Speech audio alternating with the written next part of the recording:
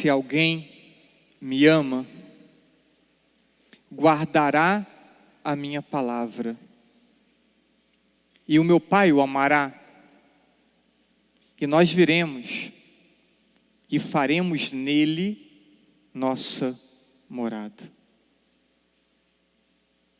Ser morada de Deus. Que tipo de relacionamento podemos ter com Deus? Ou ainda, qual tipo de relacionamento eu estou disposto a ter com Deus? Porque o que temos visto é aquilo que Deus propõe de relacionamento, não é aquilo que as pessoas estão dispostas a ter como relacionamento com Deus. Muitos se contentarão com uma relação fria, distante, mecânica e interesseira. Interesseira, porque a relação com Deus para muitos acaba sendo a apresentação dos seus pedidos, das coisas que gostaria que Deus lhe proporcionasse. Agora, pensa, quantas pessoas se aproximam de nós também só para pedir? Conhecemos pessoas assim, todos nós conhecemos. A gente já sabe, se aproximou, vai pedir alguma coisa. Porque parece que só se aproxima quando precisa de alguma coisa. Muitos se relacionam com Deus desse modo. Só se aproximam quando precisam. Mas não imagino que isso agrade a Deus. Porque também não nos agrada. Pessoas assim também a gente já fica um pouco, né? Porque vem pedir de novo, né? Então, muitas pessoas lidam com Deus desse modo. Outros tantos terão atos de piedade, de oração, algum esforço na prática dos mandamentos e até também vida sacramental, de tempos em tempos de confissão, comunhão, mas vive como que cumprindo normas. Nós temos muitos na igreja que são cumpridores de normas, normas morais, normas espirituais, e a relação com Deus fica restrita ao cumprimento de normas. Se eu cumpro, estou bem com Deus; se eu não cumpro, estou mal com Deus. Mas ainda me parece que não é esse o tipo de relação que Deus deseja. Ainda não é. Já é um caminho, mas não é só. Poucos, e são poucos mesmo, os que percebem que podem ir além do que isso. Poucos são os que estão dispostos a não medir esforços de chegar a ter um grau de familiaridade com Deus pautado no amor, que foi o que escutamos. Se alguém me ama, o Pai o amará. Então, uma experiência recíproca de amor que gera familiaridade. Jesus se refere ao profundo mistério da presença de Deus no íntimo de cada um de nós.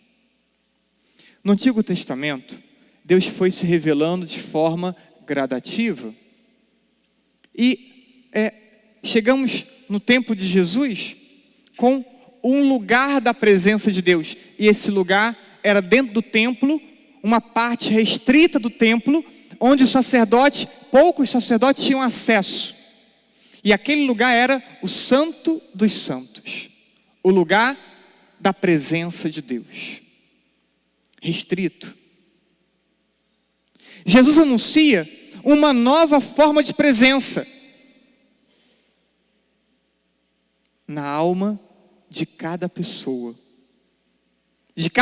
que se propõe a amá-lo, de cada pessoa que se propõe ter familiaridade com Ele, tornando-se templo onde Deus habita. Então não mais apenas um lugar físico, mas agora um outro tipo de presença no coração e na alma de cada um que se propõe corresponder ao seu amor. E essa presença de Deus fascinou os santos, que se sentiam impelidos a querer corresponder a esse amor que experimentavam. E queriam sim fazer de sua vida morada de Deus. Você tem consciência que em estado de graça é morada de Deus? Mas não é uma consciência momentânea. Digo, você tem consciência habitual de que em estado de graça é morada de Deus? Porque Deus disse isso: quero habitar, quero fazer morada. Então, você acorda com a consciência de que é habitado por Deus, sai para trabalhar, desenvolve o seu dia de trabalho, de estudo, volta para casa, cuida das coisas da casa, se relaciona com as pessoas, com a consciência de que é habitado por Deus? Ontem, alguém me mandou um áudio e no meio do áudio xingou um palavrão. Padre, desculpa. Aí voltou, não, né? Aí mudou a palavra. Então, ele viu que não podia falar um palavrão porque estava falando com o padre. Mas ele não entendeu nada, porque ele não podia falar um palavrão porque Deus habita a vida dele. Não é porque ele estava apenas falando com o padre, é porque Deus habita a vida dele. E a pessoa que tem consciência que é habitado por Deus, vai repensar suas palavras, vai repensar a forma como lida com o outro, vai repensar as ações que toma ao longo do dia, porque tem consciência que é habitado por Deus e que não pode colocar em risco essa presença de Deus. Se temos essa consciência, sabemos responder com gratidão, com gestos de carinho e adoração a esse Deus que nos habita? Santo Agostinho tem um pensamento assim: na realidade, Deus não está longe. Tu o fazes estar longe. Deus não está longe. Tu o fazes estar longe. E nós fazemos Deus se colocar distante de nós com nossas escolhas erradas, com os nossos pecados, com não alimentar essa amizade que Deus espera que tenhamos com Ele. Então, nós colocamos Deus distante e depois reclamamos porque não sentimos, não experimentamos sua presença. Continua Agostinho: amai-o e ele se aproximará de vós. Amai-o e ele viverá em vós. O Senhor está perto. Não há motivos para termos uma percepção de um Deus distante, se esse Deus quer habitar nossa vida.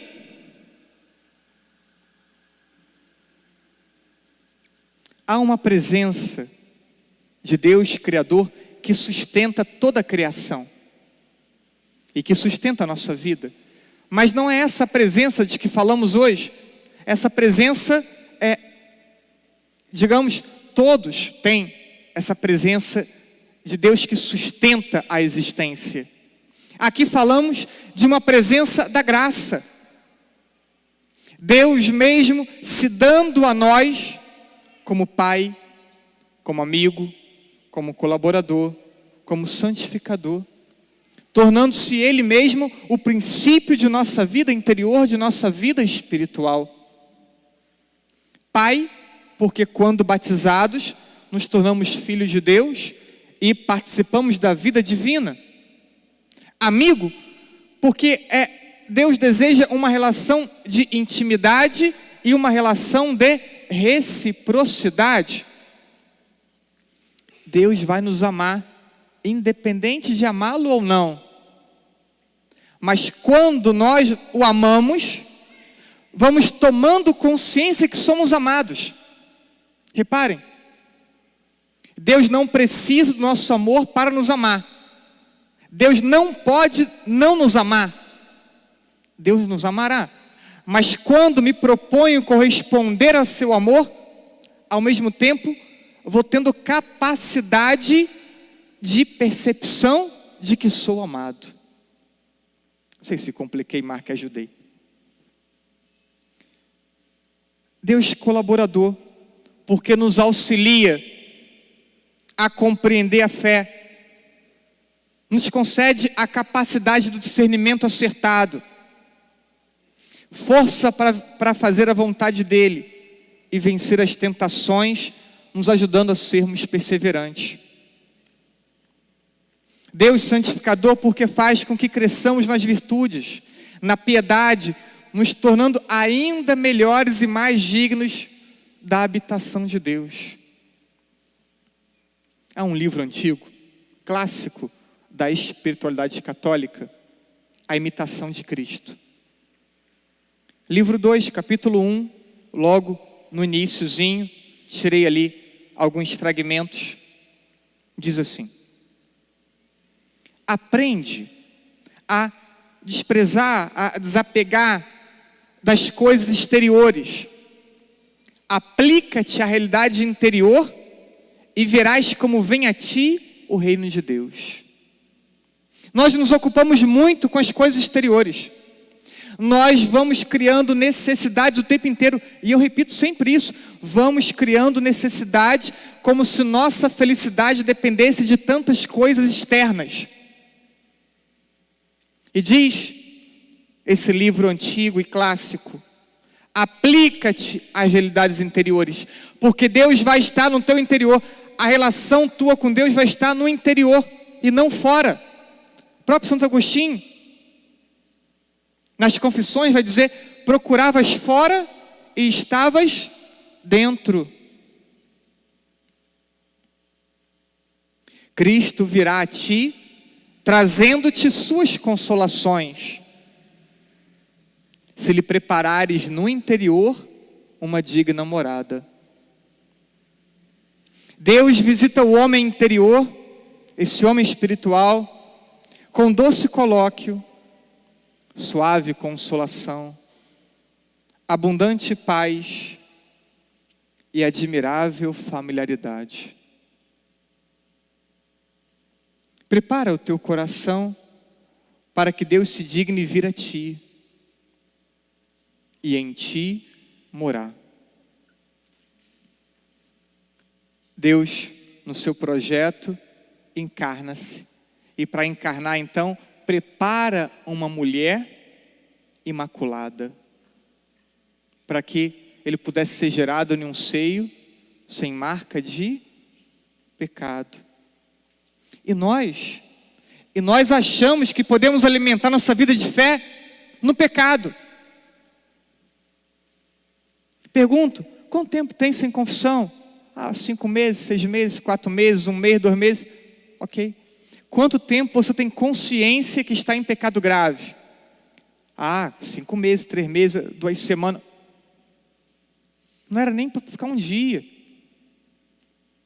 Se tivéssemos consciência que somos habitados por Deus e da grandeza de sermos habitados por Deus, ao tomarmos consciência de um pecado grave cometido por nós, deveríamos ficar inquietos até conseguir encontrar a possibilidade da confissão. Mas isso não acontece.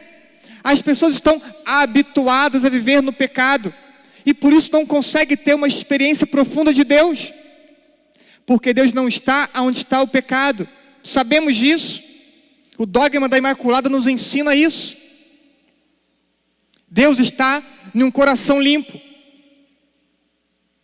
Deus está em uma alma sem pecado. não deixará de nos amar, mas não contaremos com essa presença dele? Se possuir Deus, termino a referência do livro, se possuir a Deus, serás rico e de nada mais precisará.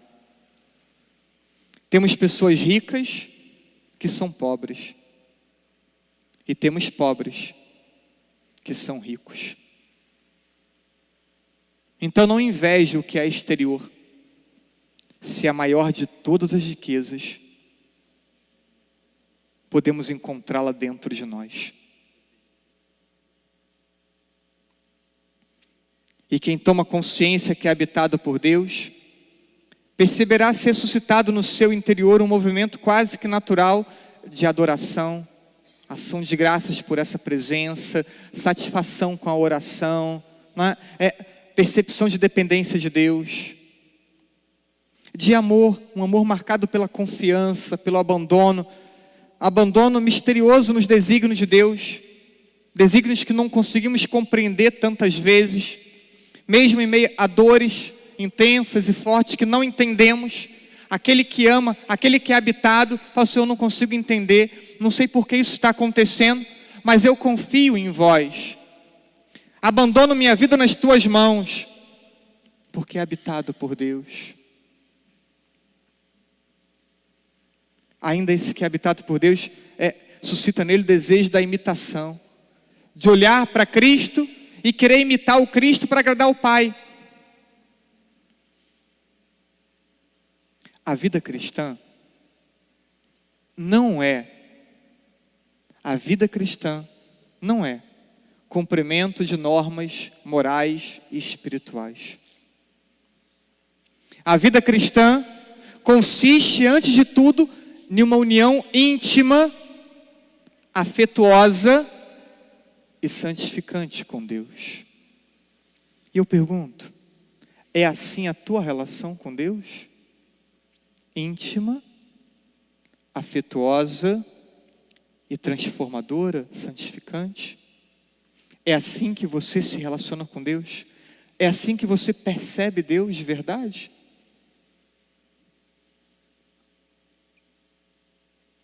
É essa experiência de fé que transformou e transforma vidas e impacta o mundo. Eu gosto de lembrar de alguns santos que fisicamente eram muito frágeis. A Madre Teresa, a Irmã Dulce, Papa São João Paulo II, no final da sua vida, aquele homem que nem falar direito conseguia, e que comunicava a todos uma impressionante presença de Deus. São João Paulo II, na sua morte, coloca naquela praça São Pedro, naqueles bancos da frente, os principais inimigos políticos do seu tempo. O único capaz de colocar tão próximo ferrenhos inimigos políticos. Porque ele comunicava a Deus. Talvez aquelas pessoas nem soubessem por que tinham que estar lá, mas estavam lá porque admiravam aquele homem, frágil, fisicamente fraco. Do amor correspondido à consciência de sermos habitados por Deus. Não queiram menos do que o Deus Trino e Todo-Poderoso presente na tua vida. Não venha barganhar com Deus, querendo isso e aquilo outro, se Deus se oferece a você, se Deus se oferece a todos nós. Não queira nada menos do que a presença de Deus na tua vida. Não queira nada menos do que essa presença de Deus na tua vida, que nos possibilita manifestá-lo com nossas palavras, com as nossas ações, com o nosso comportamento, com cada escolha que fazemos. Você pode comunicar Deus com cada palavra, com cada sorriso, com cada ação. Não queira menos do que isso. Ame a Deus de todo o coração, e Ele virá morar na tua vida. E Ele virá morar no teu interior. Ame a Deus e nunca se sentirá só. Não há solidão para uma pessoa que corresponde ao Deus que nos amou primeiro. Ame a Deus e nunca estará só. Ame a Deus e nunca será dependente de um amor humano. Dependente de um amor humano. Permitam fazer essa experiência. Não parem apenas nas coisas exteriores, nas coisas materiais. Não parem apenas no cumprimento das normas. Queiram ser amigos de Deus. Queiram ser habitados por Deus. Assim seja.